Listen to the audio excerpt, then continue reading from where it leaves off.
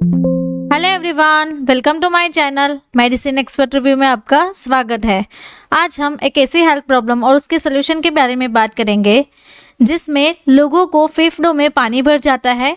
तो आप यहाँ पे देख रहे हैं कि ये जो पूरा एक्सरे है वो लंग का है। यहाँ पे पूरी तरीके से ये जो पानी भर गया है, फेफड़ों में सूजन आ जाती है। तो आप रेडनेस देख सकते हैं यहाँ पे।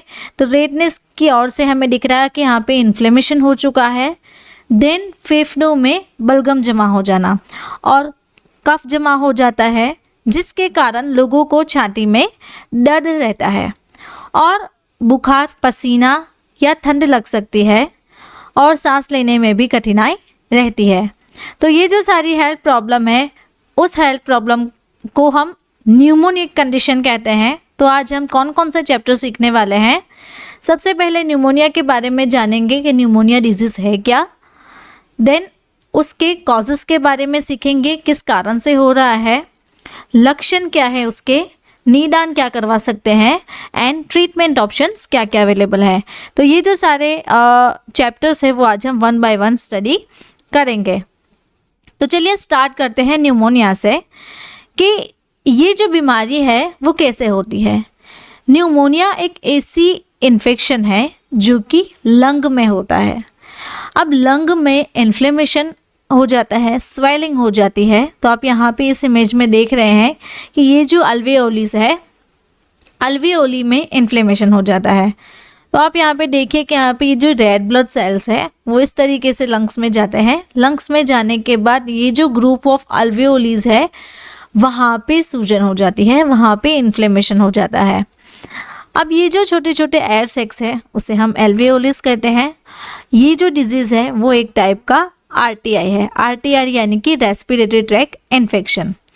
अब हम उसके कॉजेज़ के बारे में सीखें कि न्यूमोनिया जो बीमारी है वो किस कारण से होती है। तो न्यूमोनिया बीमारी वायरस, बैक्टीरिया और फंगस के कारण हो सकती है। तो अगर बैक्टीरिया है तो ये इस तरीके से दिखता है, वायरस है तो इस तरीके से दिखेगा एंड फंगस है तो इस तरीके से दिखेगा। देन अब इसका ट्रांसमिशन कैसे होता है, यानी कि ये फैलता कैसे है। जब कोई इंसान खांसता है तो उसके खांसने में जो स्प्लिट्स यानी कि थूक के जो ड्रॉपलेट्स आते हैं वो ड्रॉपलेट्स एक इंसान दूसरे इंसान के बॉडी में जाता है, जिसके कारण आपके नाक के थ्रू या फिर मुंह के थ्रू ये जो इन्फेक्शन है आपकी बॉडी में चला जाता है। इस तरीके से इसका ट्रांसमिशन होगा। अब हम देखें कि streptococcus pneumoniae, then human influenza virus जिसे फ्लू होता है, then respiratory syncytial virus, then कोविड-19 वायरस। अब ये जो सारे वायरस इन्फेक्शन है उस इन्फेक्शन में भी न्यूमोनिक कंडीशंस हो सकती है। वीडियो के बीच में मैं आपको बताना चाहती हूँ हमारा एक नया कोर्स है बीमारियों और उनके उपचार के बारे में, जो कि आप इसी चैनल पर सीखते हैं। जैसे कि कोई बीमारी हुई है तो उसके कारण, लक्षण, निदान, उपचार, इलाज एंड दवाइयाँ। तो अगर आपका उसका स्टडी मटेरियल चाहिए तो आप हमारी ऐप से जाके वो स्टडी मटेरियल एक्सेस कर सकते हो, या फिर आपको इसकी प्रिंटेड बुक चाहिए तो प्रिंटेड बुक के लिए भी आप मुझे व्हाट्सएप नंबर के थ्रू कांटेक्ट करके अपनी जो बुक है वो ऑर्डर करवा सकते हो। नाउ इसके सिम्टम्स के बारे में सीखें कि इस बीमारी के लक्षण क्या है। तो इस बीमारी का जो लक्षण रहता है वो आप यहाँ पे देखिए, बेसिकली ये नॉर्मल लंग्स है, नॉर्मल अल्वेओलिस है। तो यहाँ पे है न्यूमोनिया का इन्फेक्शन फैला हुआ लंग्स। तो यहाँ पे आप देखिए कि यहाँ पे बलगम जमा हो गया है।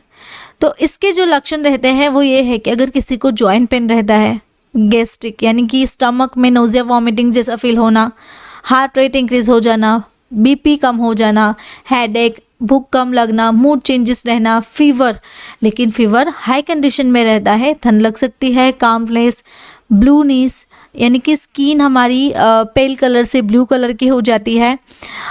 अब हम खांसते हैं तो खांस के वक्त भी आपके जो गले से फ्लैगम यानी कि बलगम निकलता है, ब्रीथिंग कम हो जाती है, देन फटीग यानी कि थकान and body pain, muscle pain. तो ये जो सारे लक्षण हैं इस बीमारी के दौरान दिखने लगते हैं। तो आप यहाँ पे देखिए कि ये जो लंग्स है, अगर किसी को न्यूमोनिया हुआ है तो इस तरीके से म्यूकस जमा हो जाएगा। देन कफिन विद फ्लैगम, अगर कोई कफिंग कर रहा है, खांस रहा है, तो उसके दरमियान ये जो फ्लैगम है, ये जो फ्लूइड जमा हो गया है सेल्स में, वो बाहर आ सकता है। वीडियो के बीच में मैं आपको अगेन बताना चाहूँ, हमारा एक ह्यूमन एनाटॉमी एंड फिजियोलॉजी का कोर्स है, जिसकी लिंक मैं आपको डिस्क्रिप्शन बॉक्स में दे दूँगी, तो आप वहाँ से जाके हमारा जो कोर्स है वो एक्सेस कर सकते हो। नाउ अब उसके डायग्नोसिस के बारे में सीखे कि इसका निदान कैसे हो सकता है। तो इसका जो निदान है वो सबसे पहला जो ऑप्शन रहता है वो ये है कि पेशेंट को चेस्ट एक्सरे करवाना चाहिए। चेस्ट एक्सरे से न्यूमोनिया का जो डायग्नोसिस है वो इजीली हो सकता है। देन सीबीसी काउंट यानी कि कंप्लीट ब्लड सेल काउंट वो करवाना पड़ता है, जिसमें आरबीसी, डब्ल्यूबीसी, प्लेटलेट काउंट, ये जो सारे काउंट्स हैं वो चेक हो जाते हैं। देन यूरिन टेस्ट से भी पता चल सकता है कि अगर आपकी यूरिन में पश फॉर्मेशन है या फिर कलर चेंज हो गया है तो उससे भी आइडेंटिफिकेशन हो सकता है। उसके बाद ब्लड सीआरपी टेस्ट। तो ये सीआरपी क्या है? सीआरटी वो है कि सी रिएक्टिव प्रोटीन, एक प्रोटीन टेस्ट होता है जिसमें उसका लेवल चेक किया जाता है। यानी कि अगर हम इस चार्ट के थ्रू समझे तो आप यहाँ पे देखिए, अगर किसी का सीआरपी 1 mg/L से कम है तो उसे हार्ट अटैक आने की और हार्ट के कोई भी डिजीज होने की संभावना कम रहती है। अगर किसी को 1 से लेकर 3 mg/L तक का सीआरपी है तो उसको मॉडरेट यानी कि बीच का रिस्क रहता है, और किसी को 3 से लेके 10 mg/L तक का सीआरपी है तो उसे हाई रिस्क रहता है। लेकिन उस पेशेंट को हार्ट अटैक भी आ सकता है और हार्ट फेलर भी हो सकता है। अब जो डायग्नोसिस रहता है वो ये है कि sputum culture test. Sputum culture यानी कि जब इंसान खांसता है तो उसका थूक यानी कि फ्लैगम लेके उसका एग्जामिन करवा जाता है। एग्जामिन में स्पूटम कल्चर में ये देखते हैं कि स्पूटम कौन से कलर का है, रेड कलर का है, ब्लू कलर का है, ग्रीन कलर का है, वाइट कलर का है या फिर येलो कलर का है। तो ये जो सारे एग्जामिनेशन है वो होते हैं। उसके बाद SpO2 लेवल चेक होता है, ऑक्सीजन लेवल चेक होता है ब्लड का।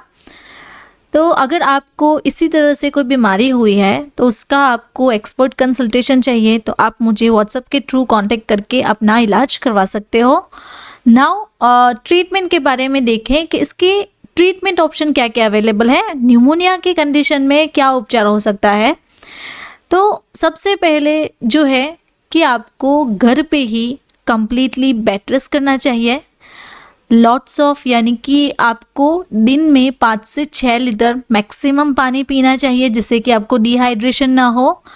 प्रॉपर फ्रेश जूस लेने चाहिए, कोकोनट वाटर लेना चाहिए। Then steam inhalation.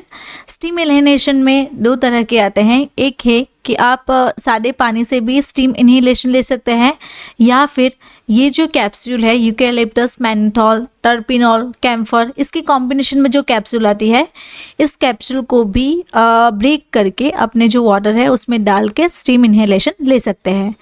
Then herbal काढ़ा ले सकते हैं। तो हर्बल काढ़ा किस तरीके से बनाना चाहिए? 2 कप पानी लेना चाहिए, उसमें 1 पीस ऑफ जिंजर, 4 से 5 क्लोव्स, 5 से 6 ब्लैक पेपर यानी कि काला मरी, देन 5 से 6 तुलसी के पत्ते, half tablespoon of honey, then 2 inch cinnamon stick यानी कि तज, then मुलेठी liquorice.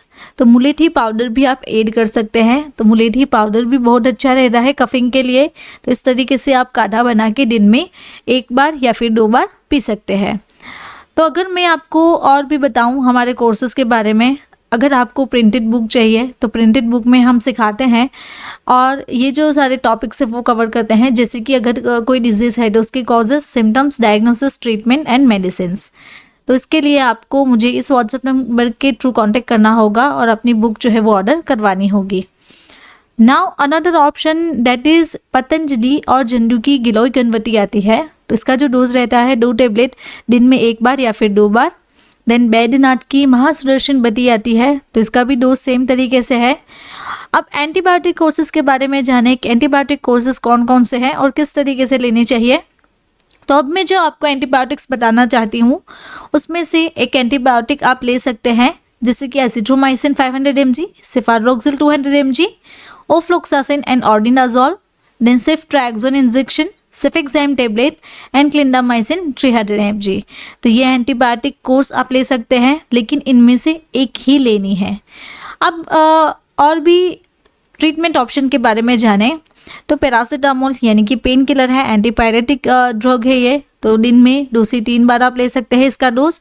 Ibuprofen pain killer रहती है, तो दिन में 2 से 3 बार आप ले सकते हैं।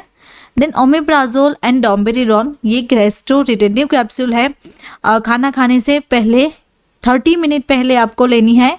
Then enteric coated pantoprazole sodium and domperidone की कॉम्बिनेशन आती है पेंटोप DSR। तो ये जो कैप्सूल है वो भी आपको सेम तरीके से खाना खाने से पहले 30 मिनट के पहले ही आपको लेनी है। और विटामिन्स में अगर हम जाएं तो विटामिन्स में विटामिन C की च्यूएबल टैबलेट आती है लिम्सी, तो ये टैबलेट आपको दिन में 1 बार लेनी है। देन जिंकोविट एक बहुत अच्छी multivitamin, multi mineral and grape seed excrete की न्यूट्रास्यूटिकल टैबलेट है, तो इसका जो डोज है वो आपको दिन में 1 बार लेना है। देन उसके बाद जो रहता है डेक्सामिथाजोन टैबलेट, तो डेक्सोना टैबलेट भी ले सकते हैं, ये भी एक अच्छी टैबलेट है। तो इसका जो डोज है वो 1 से 2 टैबलेट पर डे का है। अस्थालिन 4 नाम की सिप्ला की आती है, साल्बुटामोल सल्फेट, ये कफिंग के लिए है। तो अगर आपको कफिंग ज़्यादा हो गई है तो उसमें आप 1 से 2 टैबलेट दिन में 1 बार ले सकते हैं।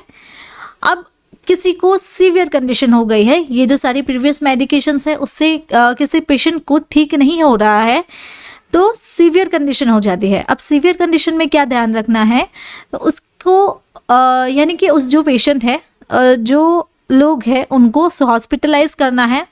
हॉस्पिटलाइज करने के बाद एक्सरे चेक करेंगे, अगर इसका एक्सरे एबनॉर्मल है या फिर CRP वैल्यू इंक्रीज हो गई है, SpO2 यानी कि ब्लड में जो ऑक्सीजन का प्रमाण है वो कम हो गया है, और हाई फीवर रहता है, तो ये जो सारी कंडीशन है वो सीवियर कंडीशन है। इस केस में पेशेंट को हॉस्पिटलाइज किया जाता है, देन उसके अकॉर्डिंग उसकी ट्रीटमेंट की जाती है।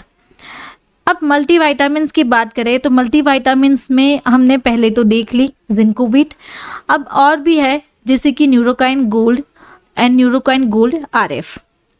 अब इसको किस तरीके से लेनी है, ये दोनों जो है उनमें से आपको एक ही लेनी है ड्यूरिंग ट्रीटमेंट। अगर आपकी ट्रीटमेंट चल रही है या फिर आपको रिकवरी के लिए जाने का है तो उसके दौरान ले सकते हैं। और मल्टीविटामिन टैबलेट या फिर इंजेक्शन भी आता है फास्टर रिकवरी के लिए, तो थकान और न्यूमोनिया की कंडीशन से फास्ट रिकवरी के लिए आप मल्टीविटामिन जो ड्रग्स है वो भी रिफ़र कर सकते हैं। अगर आपको मेरा ये वीडियो अच्छा लगा तो आपको वीडियो भी अच्छा लगेगा। ऐसे ही मेडिसिन के बारे में अगर आपको जानना है तो आप मेरे चैनल को सब्सक्राइब कर सकते हैं, और अगर आपको कोई डिजीज़ के बारे में सीखना है तो आप कमेंट बॉक्स में कमेंट ड्रॉप करके मुझे बता सकते हैं। Thank you for watching my video.